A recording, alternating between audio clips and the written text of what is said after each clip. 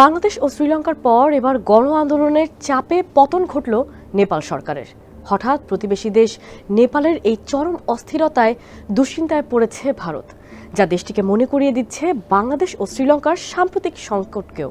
প্রতিবেশী দেশগুলোতে এমন অস্থিরতায় ভারত চিন্তিত। নরেন্দ্র মোদীর কপালে চিন্তার ভাঁজ, কিন্তু কেন?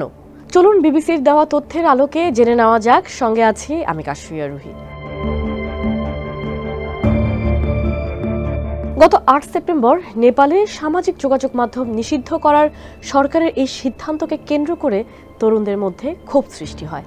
মূলত জেনজি প্রজন্মের নেতৃত্বে শুরু হওয়া এই বিক্ষোভ মুহূর্তেই রূপ নেয় সরকারের দুর্নীতি ও রাজনৈতিক পরিবারের বিলাসী জীবনধারার বিরুদ্ধে এক সর্বাত্মক আন্দোলনে। আন্দোলন দমাতে বাংলাদেশের মতোই নেপালের পুলিশও গুলি চালায়। প্রথম দিনেই মারা যায় অন্তত ১৯ জন, কিন্তু সহিংসতা বন্ধ হয়নি। এখন পর্যন্ত এতে প্রাণ গেছে অর্ধশত মানুষের। নেপালের পার্লামেন্ট ভবন ও নেতাদের বাসভবনে ভাঙচুর চালানো হয়, দেওয়া হয় আগুন। এরপর সেনাবাহিনী দেশটির নিয়ন্ত্রণ নেয় এবং দেশব্যাপী কারফিউ জারি করে।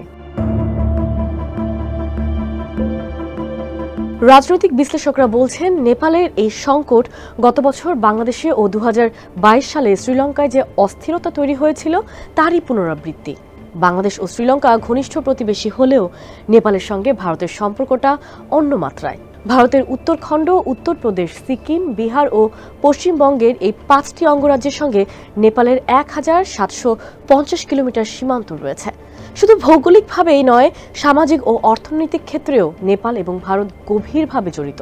তাই কাঠমান্ডুর প্রতিটি ঘটনার প্রভাব সরাসরি সীমান্তের ওপারেও পড়েছে। নেপালে বিক্ষোভ শুরু হওয়ার পর থেকেই ভারত নিবিড়ভাবে এই পরিস্থিতি পর্যবেক্ষণ করছে। গত ৯ সেপ্টেম্বর ভারতের প্রধানমন্ত্রী নরেন্দ্র মোদী এক্সে এক পোস্টে বলেন, নেপালের সহিংসতার ঘটনা হৃদয় বিদারক। তরুণদের প্রাণহানিতে আমি গভীরভাবে মর্মাহত। নেপালের শান্তি ও স্থিতিশীলতা আমাদের সর্বোচ্চ অগ্রাধিকার। আমাদের প্রিয় নেপালি ভাই বোনেরা, আপনারা শান্তির পক্ষে থাকুন। একই সময় নেপাল পরিস্থিতি আলোচনা করতে এক জরুরি নিরাপত্তা বিষয়ক বৈঠকও করেন তিনি। বিশ্লেষকরা মনে করেন, এবার নেপালের ঘটনা প্রবাহ ভারতকে অপ্রস্তুত অবস্থায় ফেলেছে, কারণ ওলি দিল্লি সফরের মাত্র ১ সপ্তাহ আগে পদত্যাগ করলেন। নেপালে অস্থিতিশীলতা ভারতের জন্য উদ্বেগের কারণ। দেশটির ভূরাজনৈতিক অবস্থান এক্ষেত্রে অত্যন্ত গুরুত্বপূর্ণ। চীনের ওয়েস্টার্ন থিয়েটার কমান্ড নেপালের ঠিক ওপারে অবস্থিত, আর ইন্দো গাঙ্গেয় সমভূমিতে যাওয়ার পথ সরাসরি নেপালের ভেতর দিয়েই যায়। এ কারণে দেশটির স্থিতিশীলতা নয়াদিল্লির কাছে নিরাপত্তার বিষয়।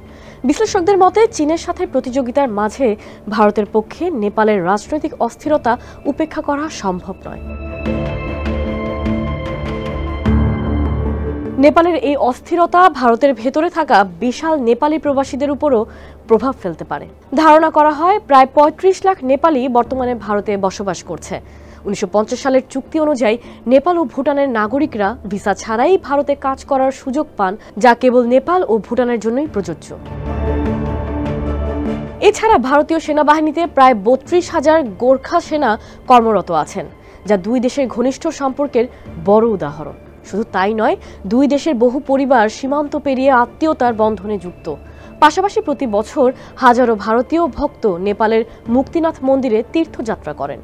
কাঠমান্ডুর অর্থনীতিও ভারতীয় জ্বালানি ও খাদ্যপণ্যের উপর নির্ভরশীল। এই দুই দেশের বার্ষিক বাণিজ্যের পরিমাণ প্রায় $৮.৫ বিলিয়ন। গত ১০ সেপ্টেম্বর কাঠমান্ডুতে অস্থায়ী শান্তি ফিরলেও বিশ্লেষকরা বলছেন, ভারতের সামনে এখন কূটনৈতিকভাবে এক সরু পথে হাঁটার চ্যালেঞ্জ তৈরি হয়েছে। কারণ নেপালে আন্দোলনরত মানুষ, ৩ প্রধান রাজনৈতিক দল যারা পালাক্রমে দেশে শাসন করেছে, তাদের প্রতি ক্ষুব্ধ। এর মধ্যে রয়েছে ওলির নেতৃত্বাধীন নেপাল কমিউনিস্ট পার্টি, শের বাহাদুর দেওবার নেতৃত্বাধীন নেপালি কংগ্রেস এবং পুষ্পকমল দাহালের নেপাল কমিউনিস্ট পার্টি। তবে ভারত সব দলের সঙ্গেই ঘনিষ্ঠ যোগাযোগ রেখেছে, কিন্তু নতুন বাস্তবতায় ভারতের কূটনীতিতে আরও সতর্ক হতে হবে। কেপি শর্মা ওলির পদত্যাগের পর কোন ধরনের প্রশাসন গঠিত হবে এবং তা তরুণ আন্দোলনকারীদের কাছে কতটা গ্রহণযোগ্য হবে তা এখনো পরিষ্কার নয়।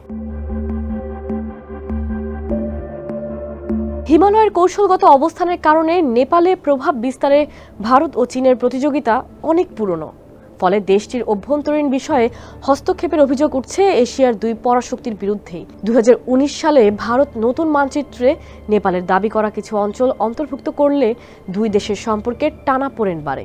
সম্প্রতি ভারত ও চীন নেপালের দাবি করা এক সীমান্ত এলাকায় বাণিজ্য শুরু করার ঘোষণা দেয়, জানিয়ে ওলি চীন সফরে গিয়ে আপত্তি জানান। লিপুলেখ পাসকে বাণিজ্য পথ হিসেবে ব্যবহার না করার দাবি তোলেন তিনি। নেপালের তরুণ সমাজে ক্ষোভের পেছনে রয়েছে সীমিত কর্মসংস্থান ও সুযোগের অভাব।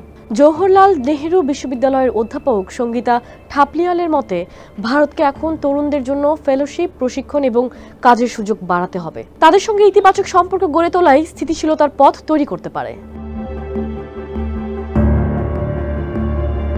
নেপালের সংকট এমন সময় এসেছে যখন পাকিস্তানের সঙ্গে ভারতের সম্পর্ক তলানিতে, বাংলাদেশের অন্তর্বর্তী সরকারের সঙ্গে সম্পর্ক টানাপোড়েনের মধ্যে, আর মিয়ানমার গৃহযুদ্ধে জর্জরিত।